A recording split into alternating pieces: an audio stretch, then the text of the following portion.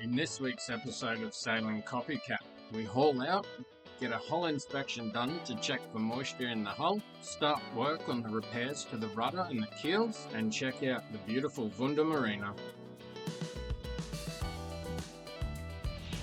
It's the morning of our haul out. We've got to jump on the boat in the next probably half an hour or so, which you can probably see over my shoulder over there. And yeah, then we take it out and just moor it in the middle on a mooring ball, which you won't be able to see at the moment, but I'll show you in a little bit. And then we sit there and wait for them to set everything up, and then they'll come and get us and lift us out, hopefully without any issues, because that's a big boat. As you can see, it's another cracking day today though.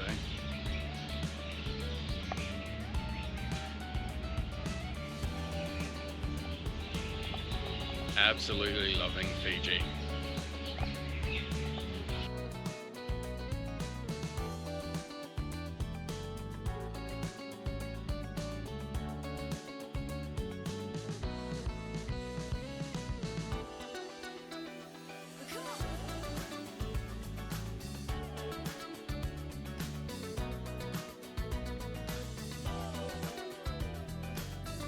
Not gonna lie, I kind of forgot about you guys. Well, so far, we were moored just out on a mooring ball just out here, and then we've come into this tight spot, ready to be pulled out of the water. We're out on the mooring out the back there for probably an hour or so.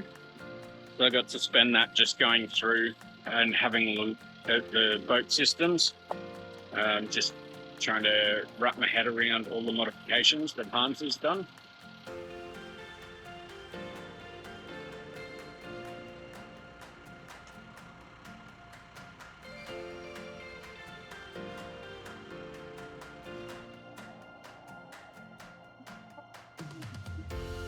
I'm glad the boys under there know what they're doing, because I have no idea. Just along for the ride.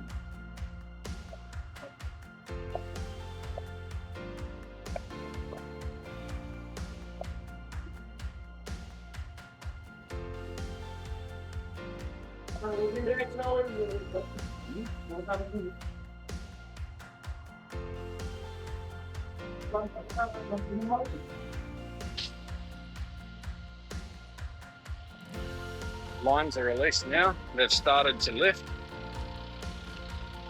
You can see we're still bouncing a little. I don't know if you can see that. I can see you.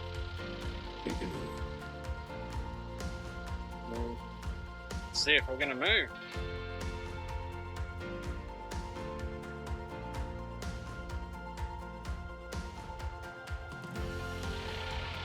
What do you reckon?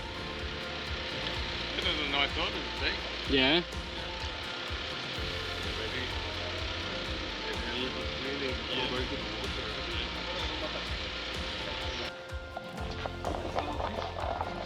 That's what the lifter looks like that they've lifted us out with. It's just got 2 points of contact at the back, where hopefully they've found a bulkhead. And then 2 more at the front. For lunch each day they have a special. Yeah. No lunch, I'm not normally and the hull all looks pretty solid. The anode on this one, you'll notice it's a 3-blade folding prop, because the other one fell off. But the anode looks good on this. This rudder needs a lot of work, especially on the other side. You can see it's splitting apart there. And then both the keels need some work. This one, over here, has a little hole under him, so we'll have to deal with that.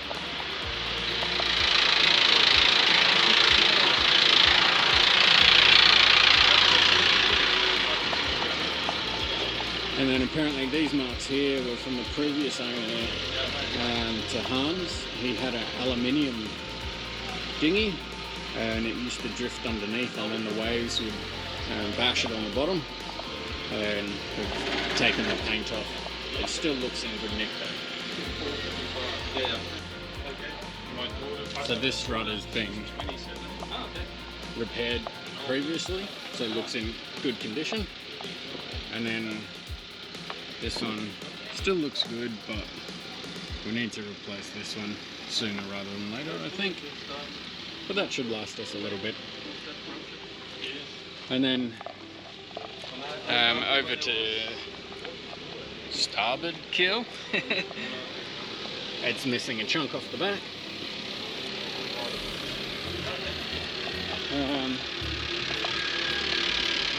I think that's about it on that one.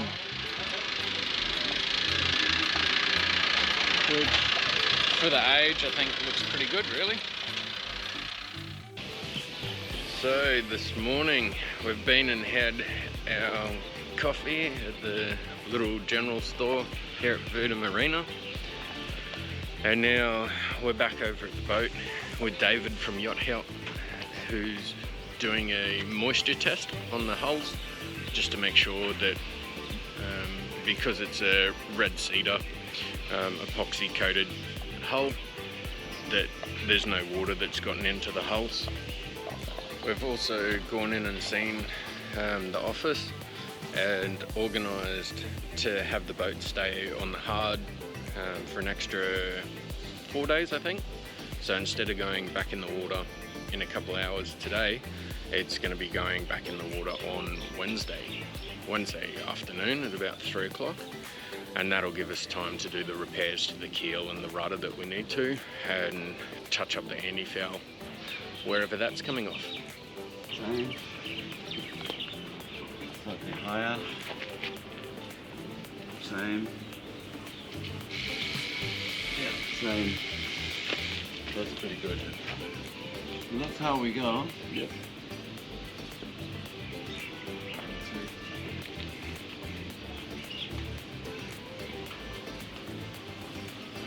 So it's really consistent, so it's just when you get one that's suddenly gone off the scale, Yeah.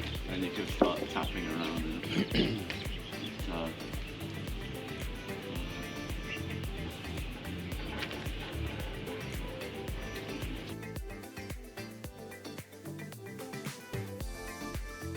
I guess it's time for an update.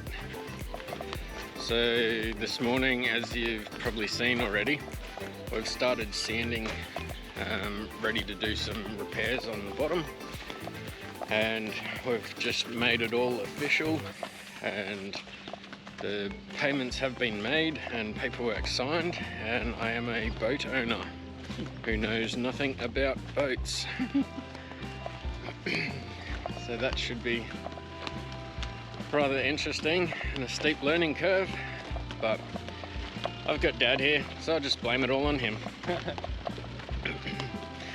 But it's pretty exciting, and so we've just had a quick bite to eat, and now we're heading back to the boat to do a bit more work and try and get it in the water as soon as possible.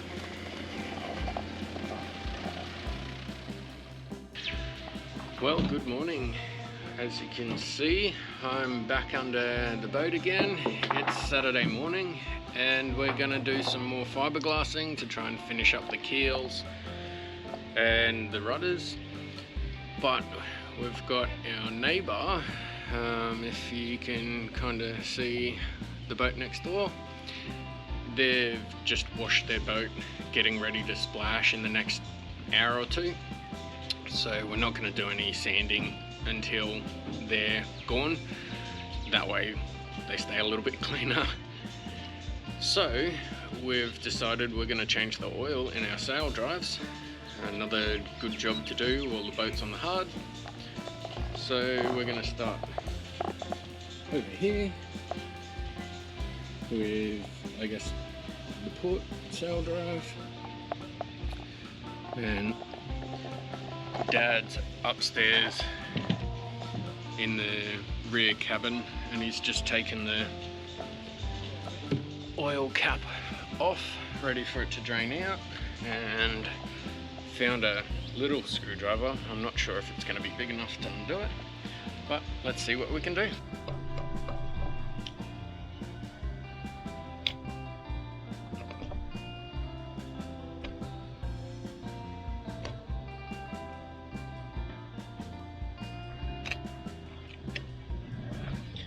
Can't imagine this has been done anytime recently.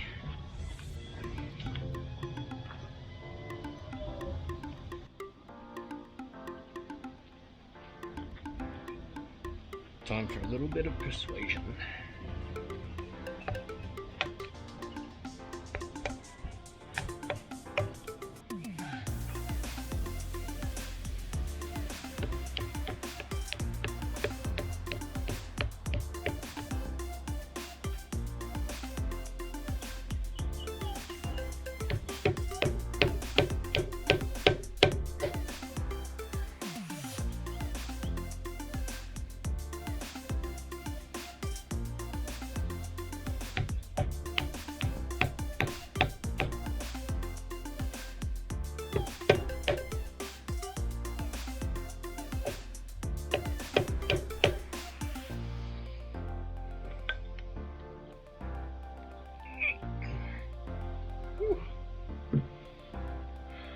I'm gonna bust a poo valve on that one.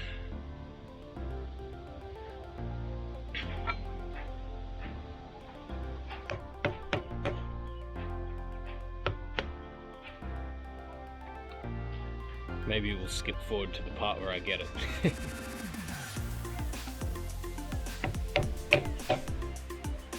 Maybe we won't.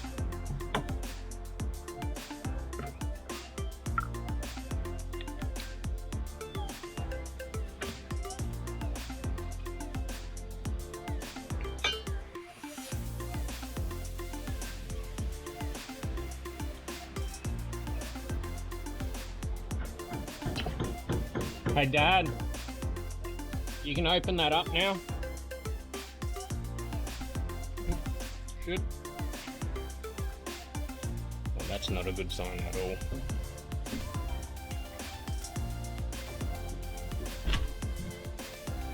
I think that's 1 part oil, 3 parts water.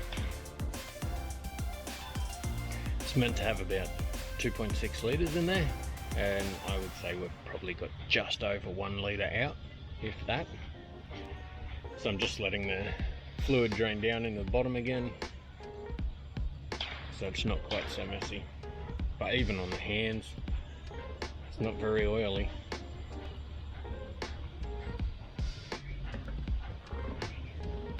I think we might have to do the seals as well.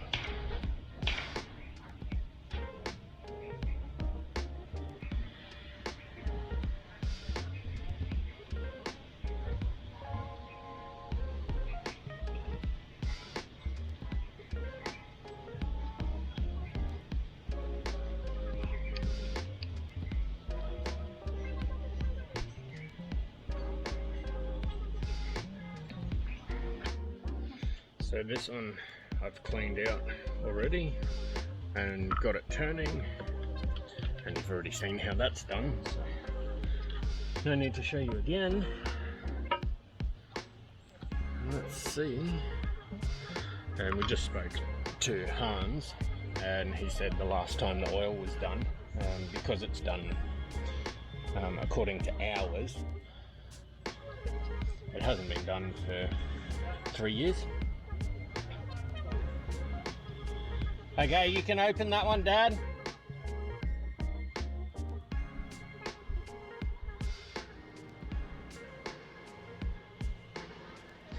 And the oil in this one looks almost new.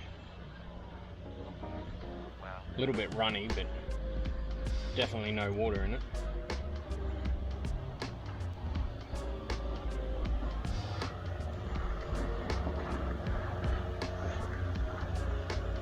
And just waiting for Dad to open the oil at the top so it doesn't have suction and it can drain out. Cannot make quite as much mess as this. There it goes.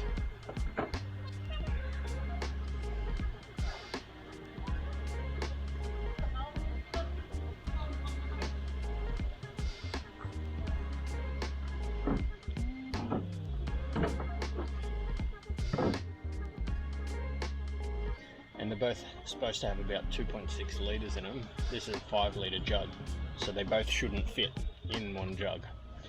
Plus this jug already had maybe a litre of oil, old oil, already in it.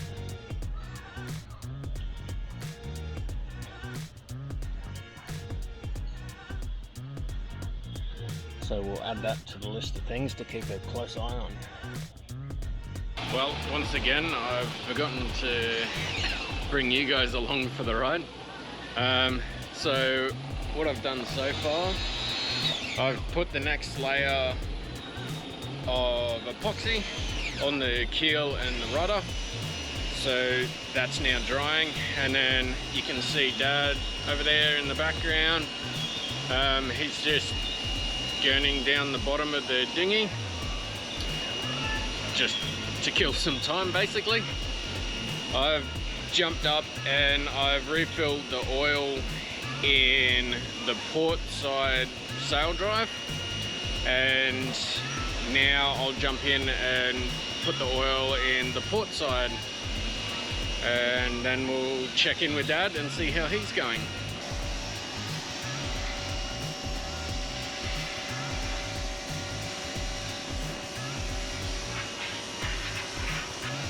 I could think of worse spots to be working on a boat right now.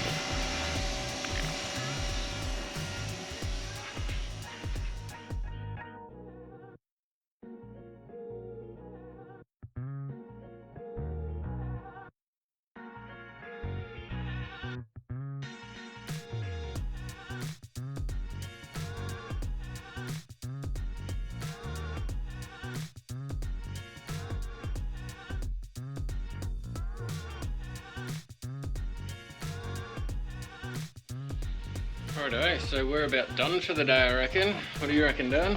Sounds good to me. Yep, beer o'clock. Beer o'clock. What is the time? Must be like 2 o'clock at least. 1 o'clock. 10 past. 10 past 1. Time flies when you're having fun. It's 5 o'clock somewhere in the world. That's it. But we've got the dinghy back up and tied off. Everything that we wanted to get done is done.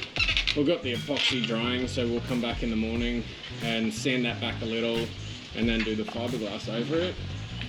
And I'm just waiting for my thongs to dry because somebody went a bit crazy with the gurney and now they're wet and covered in mud. Yay.